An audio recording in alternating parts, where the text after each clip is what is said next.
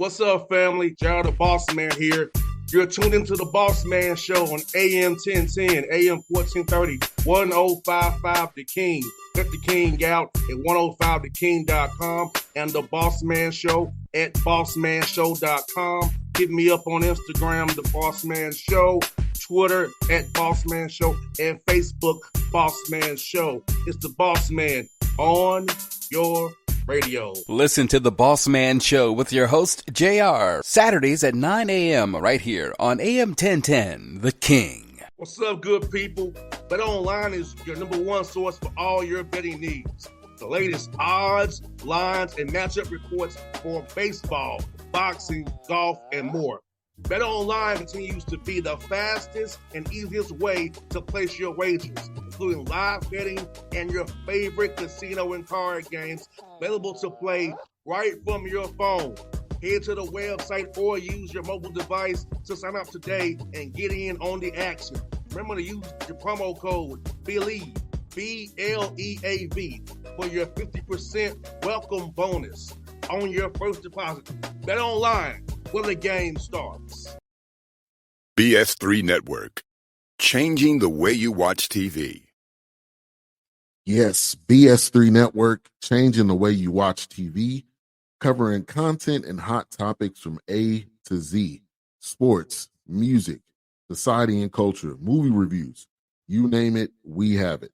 Check it out on bs3network.com or check us out on Roku, BS3 TV on Roku, as well as check out your favorite podcast on all podcast platforms or Spreaker.com/BS3 Network. You are now tuned to BS3 Network.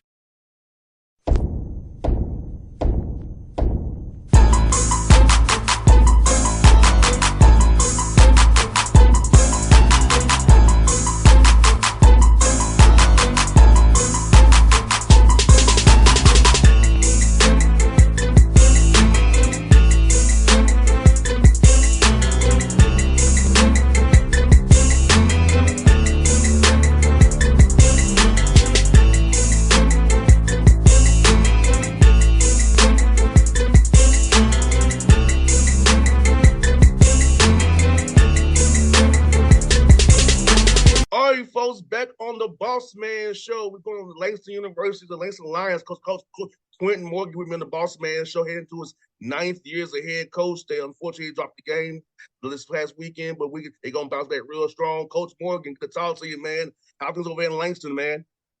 Everything's great, man. Just kind of like licking our wounds right now. We dropped one that we felt like we should have won.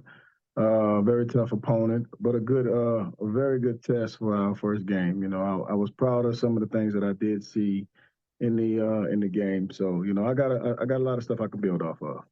No doubt. Like I said, you know, I know it's overtime loss, but think about it, he's using the game. It's really a play or two here and there. You're not both playing the game. It's those players two here and there.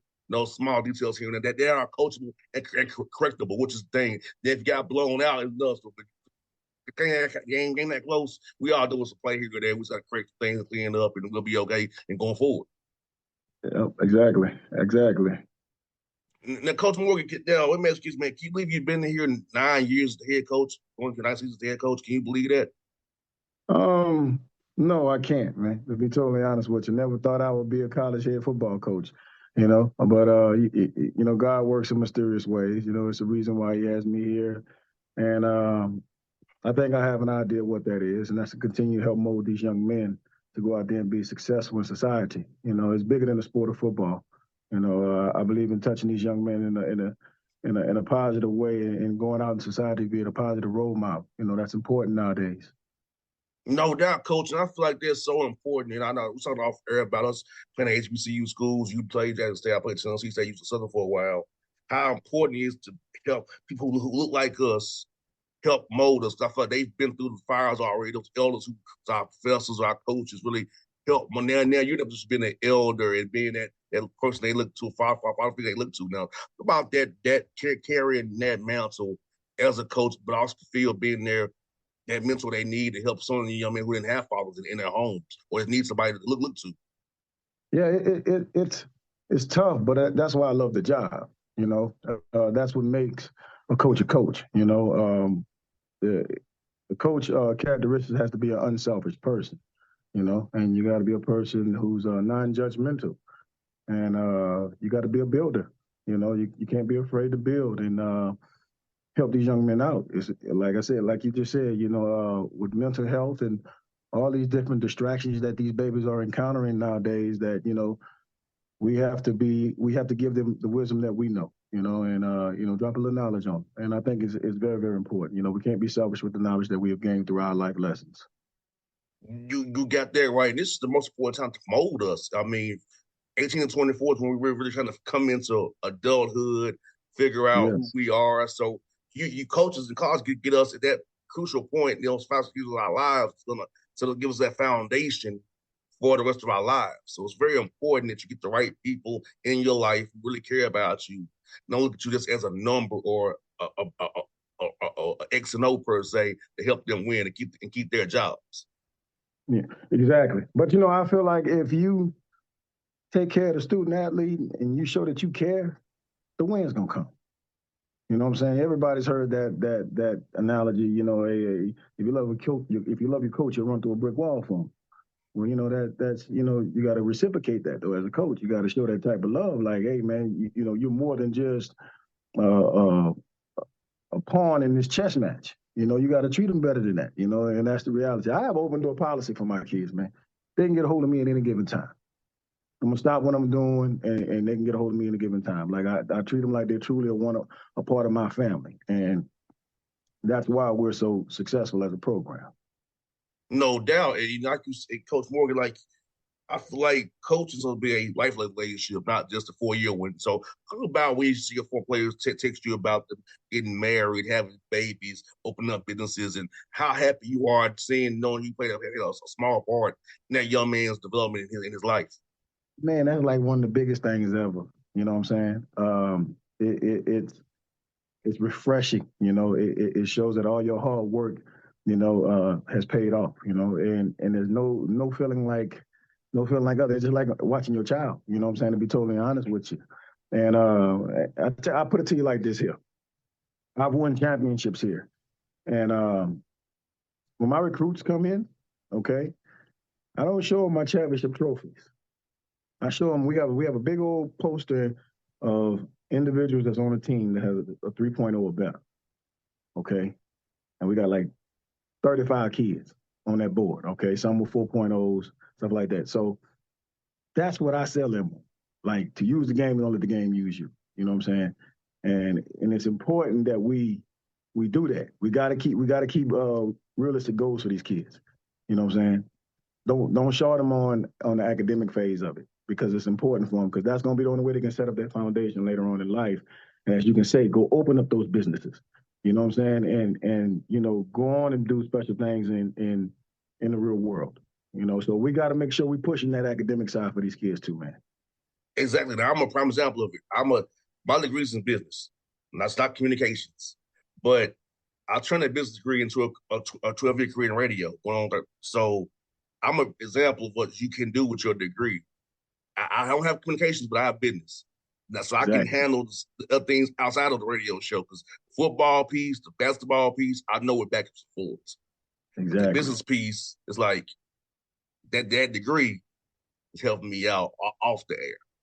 That's right. That's right. Exactly. Off the air. Exactly. Yeah. Absolutely.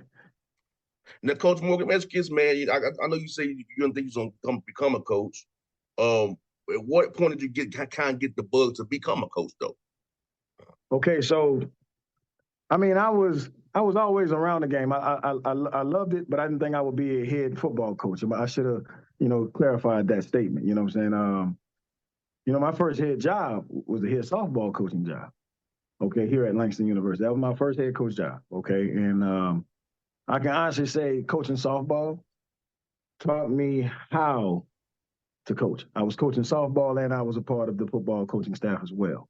All right, so I was doing both. I was doing the defensive backs and co-coordinator for football, and I was the head softball coach. But coaching those young ladies taught me how to be an effective communicator, believe it or not. Okay. because the same rah and fuss that You I'm doing with can't these young, you can't say can't talk the same way to them and talk to the I can't football look, team. I can't leave football practice and go to softball practice have the same tempo. It's over No, with. It's over with. no way, no how. So listen. So I it taught me how to coach, man. I fell in love with being a head softball coach. I'm not gonna lie to you. It was one of the funnest games I've ever coached. The young ladies are competitive. They work hard, man. And like I said, it taught me how to be an effective communicator. So in my mind, I'm thinking, baseball was my first love coming out of high school. So I'm thinking I'm going to be around, baseball or either softball. Okay. And I was cool with that. And it just so happened, God blessed me with a different opportunity. Some things happened and like I say, life. And I ended up being the head coach. I had to take over at a halfway point in 2015. And we kind of like been rolling since. Now, were you a switch hitter or were you just a righty or lefty? Man, I was a pitcher, man. I was a pitcher. I pitched. Okay, Yeah, I used to top out about 93. gotcha. Tore my rotator cuff, and that kind of like put an end to those dreams. You know what I'm saying? So, but it was something else that needed to be done in my life, and baseball wasn't it. And then I think I have an idea what I need to do now. Yeah, I was. My dad forced me to be a switch hitter. As a kid with that Fisher Price bat, he had me hitting left-handed too. He had me hitting left-handed. So by my father's pushing and prodding, I was switch hitter. And now, Come on. sometimes, on the left-hand side, using my speed, I might drop down third base line and get on base. Try to That's get us right. a run. That's Because right. and they knew I was gonna run. I was like, okay, you can throw the ball over here, but I'm still gonna go. You ain't gonna keep doing it. I'm gonna keep doing it. I'm gonna get you. So now even sometimes, bro, when I play, it's just not really shit you should do. I'm gonna tell you, but even when a lefty, I would try to steal third, but a little lefty. You truly want to do with a righty up there. I'm trying to get us a run here, man. We down. We down. That's right. Yeah. It's rare to be a speedster playing first base in the outfield. That's what I did. That's right. Okay. Yeah. Yeah. But but I love first base because my favorite player was Fred McGriff being in Atlanta. But with the Braves. Yeah, so I don't Hey, that was Fred. a cold-blooded team. You talking about with Clemens when they had Dion, when they had my dog David Justice, Singleton, David Justice, Singleton. Yeah, man, that was a heck of a team there. Oh yeah, that was my grandmother's favorite team, man. We used to watch them all the time, man. It says Chipper 7:30. Jones. I remember when Chipper Jones first got on the scene. Yes. I remember when Chipper first hit the scene. I do. I remember, yeah. You probably remember this too. It's 6:35, Fresh Prince at 6:05, and Braves 6:35 on TBS. Braves baseball on TBS. Braves on TBS, goddamn, on TBS. Yeah, so yeah, man. Yeah, baseball was one of my sports too, but I decided to settle on basketball and football, ugly football. But yeah, man, so yeah, my dad had me out there, brother. He said, you like that Fred McGriff? I'm gonna show you how to be like the Fred McGriff guy. That's right, man. Yeah, man. Yeah. Yes, sir. And you know what, Coach? Ask this, man. In your program, what are the pillars of your program, and like what are the qualities you want a young man to have to be a part of your program? Qualities I would want a young man to have to be a part of my program. First, come in college ready. Understanding that there's going to be sacrifices that need to be made when you become a student athlete. And most importantly, time management. You got to know what you're doing with your time. So I'm looking for guys that are very good with time management, discipline, academically oriented, ready to go academically, driven, and play hard, heart. So those things right there, that right there, you can build off those 5 things, to be totally honest with you. Yes, indeed. And you know what? You're one of the rarities. There's not too many NAI HBCUs who play football. So talk about that being one of the few that do play football in the NAIA level. You want to know what that like? How is like? That's like it's almost like being the cue ball on the pool table. But flip the roles. Mm-hmm. Put the 8 ball. Put the 8 ball as the cue ball and flip the roles. That's what it's like. You know, it's tough. It's coaching. You got to coach. You No know, doubt. No. it's not a lot of teams that look like me, and so um, you play a lot of disciplined teams. You know, I love it. It's a challenge. You know, sometimes we feel like we have to play against referees as well, but you know that just makes it taste even better when you win. And, you know, it's something about a prestigious HBCU. You know, it creates intimidation. You know, to some. You know, and then I think we experienced that a whole lot here, especially with the success that we've been having. And I love it though. You know, I love the challenge. I do. I love it, and it just goes to show we what kind of kids we have. They're resilient.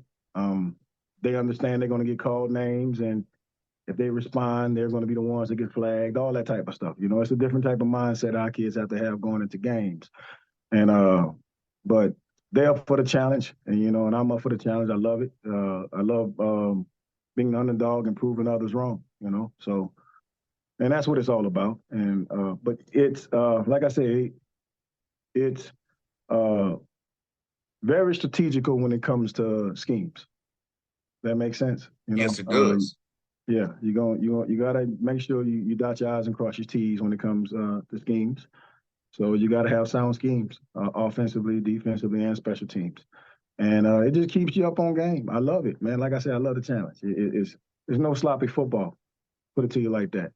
You know, you don't see a lot of games with a whole lot of penalties unless it's just an all-out flash war. You know, they try to play as disciplined ball as possible, which forces you to be a more disciplined team. So, yeah, it's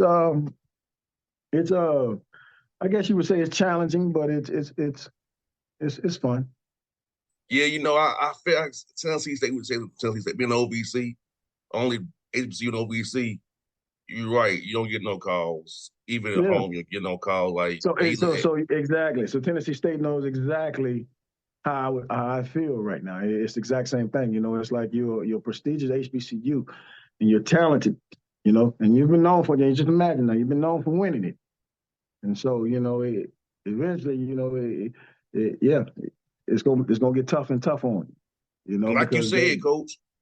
Um, I was a wide receiver, so I get rolled.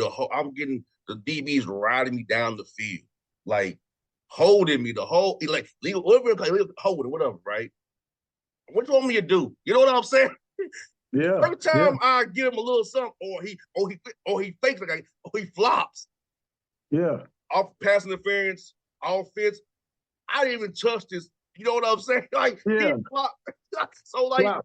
Listen, I'm telling. Look, I done seen a lot. I done seen a lot of those. And that's not to discredit the players that my guys go against or the coaches that I go up against. No, I face some good coaches and some good kids. You know, but I can tell you like this here. We know right now we crossing our fingers and our toes if it's a bang bang call. We already know 9 times out of 10 we gonna get that call. That's how we feel. yes, So you know, it is what it is, yeah, and so we so go with that mindset now. So it ain't no excuse. You yeah, feel me? Because it's been taught, you know, and my kids have experienced it firsthand. So we don't use it as an excuse if we lose or when we win. You know what I'm saying? We don't. It's a non-factor in our mind because we expect it. You know. yes. So And see what we did, Coach. We that kind of made my office coordinator. He got creative. He said we're gonna go in let personnel out of shotgun so you can get a free release. We can yeah, all run dummy motions, make them declare man zone early. So we would do we make knowing them what we're up reveal their against. hand.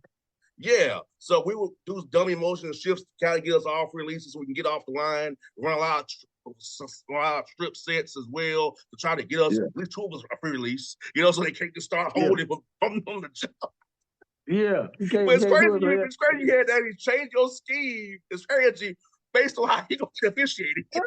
Yeah, yeah, exactly. It's like that. You got to do that sometimes. Yeah, But yeah, because that's what you. we did to kind of overcome what we don't have. They're gonna rise all the way down the field, And they're not gonna get a call. We're not gonna get a call. Yes. That's the first thing you got. Hey, you're not gonna get a call, so don't even worry about it. Don't even think about complaining. Just come on, get ready for the next play.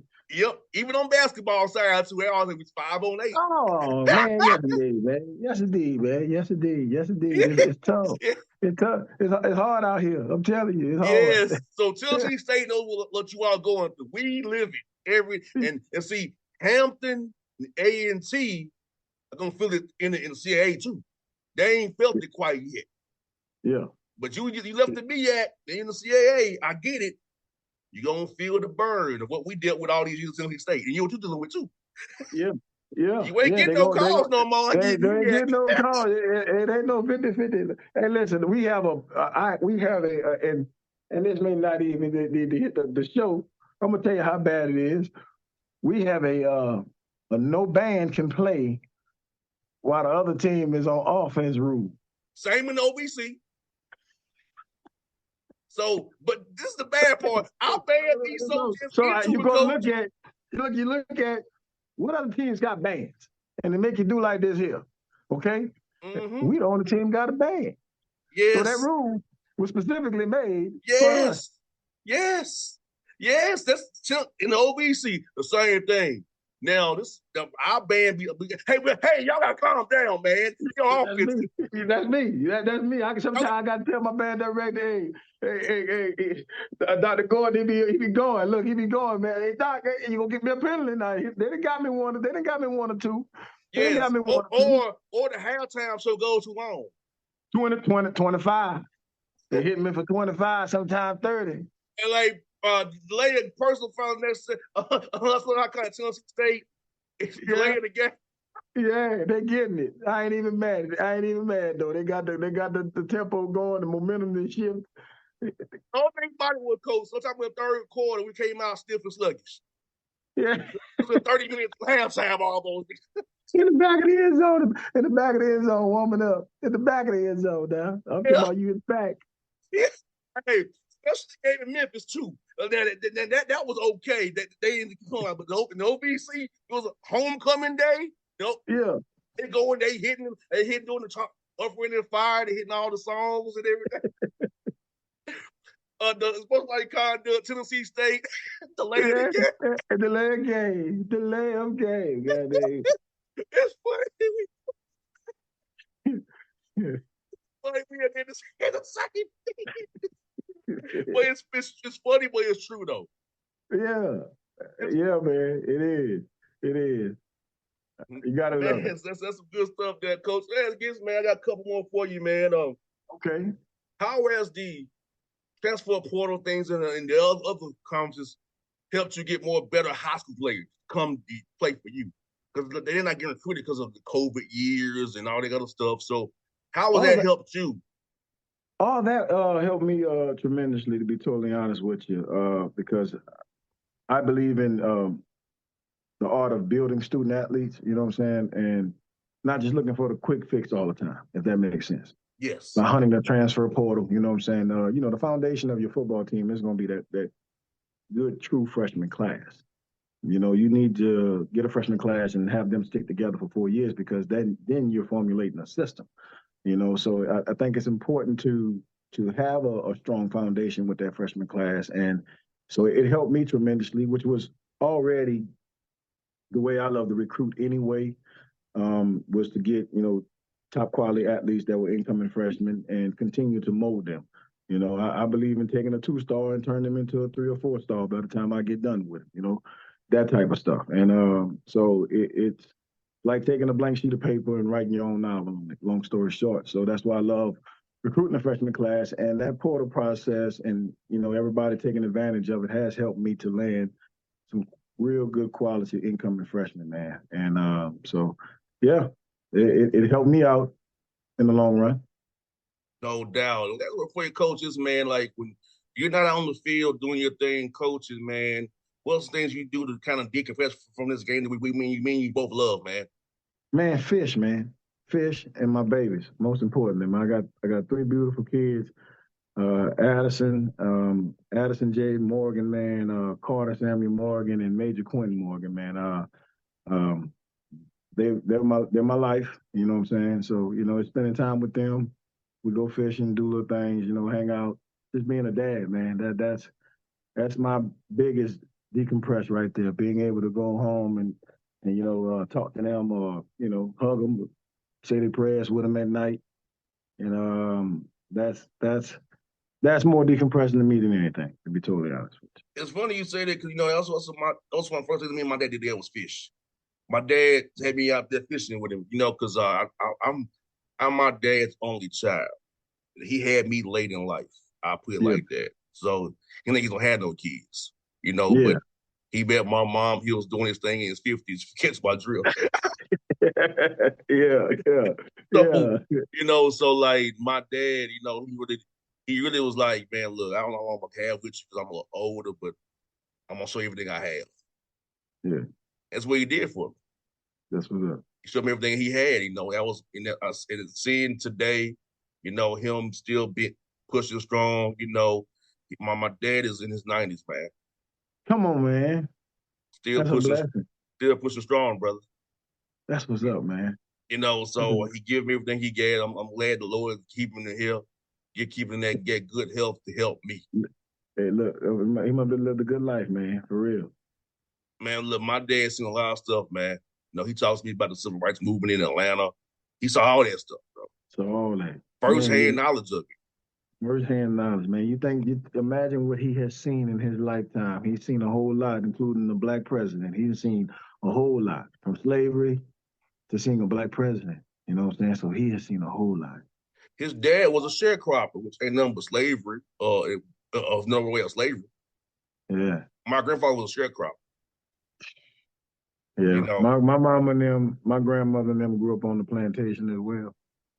Yeah, you all know, right around Clinton, Louisiana, man. yeah, bro. Live by this, bro. My dad was born in 1931, 1931. Good God. and Boy, I'm he done born in seen a whole '85. lot. You born 85. Think about that. Yeah.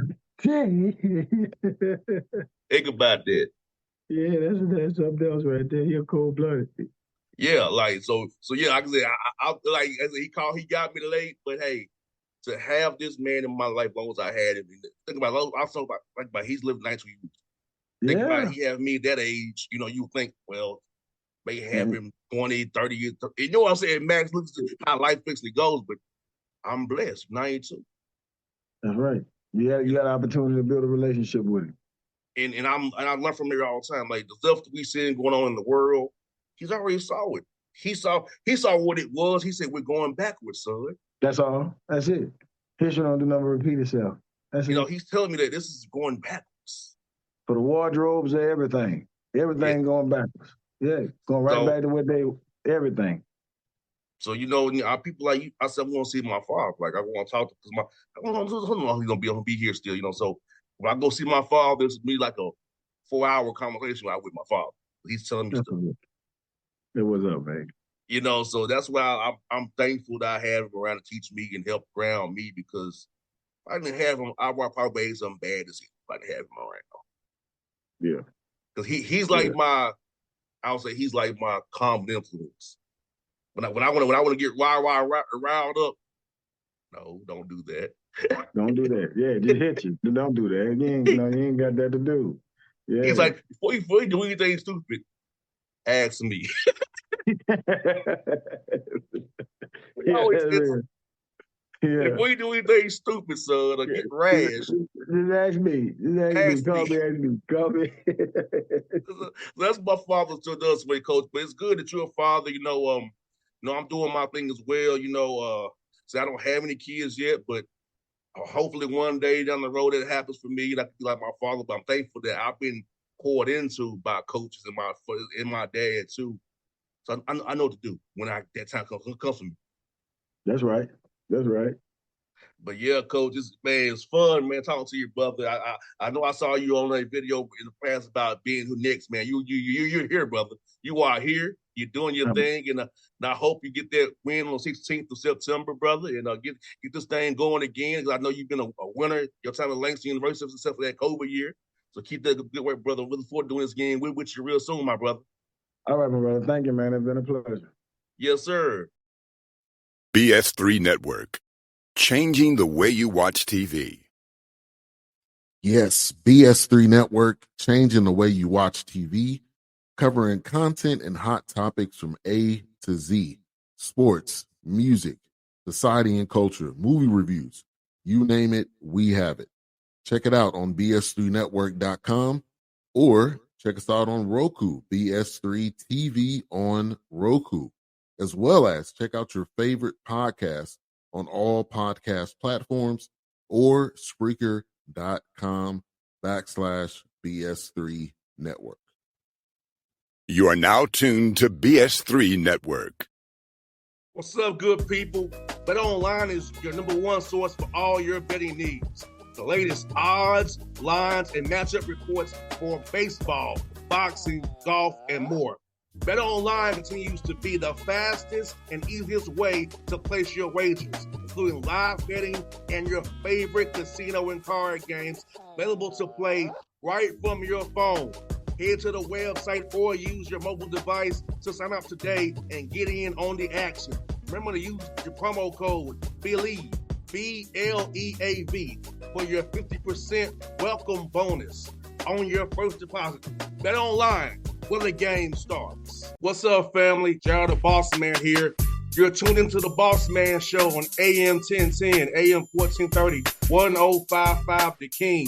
Check The King out at 105theking.com and the Bossman Show at bossmanshow.com. Hit me up on Instagram, The Bossman Show, Twitter at Bossman Show, and Facebook, Bossman Show. It's the Bossman on your radio. Listen to The Bossman Show with your host, JR, Saturdays at 9 a.m. right here on AM 1010, The King.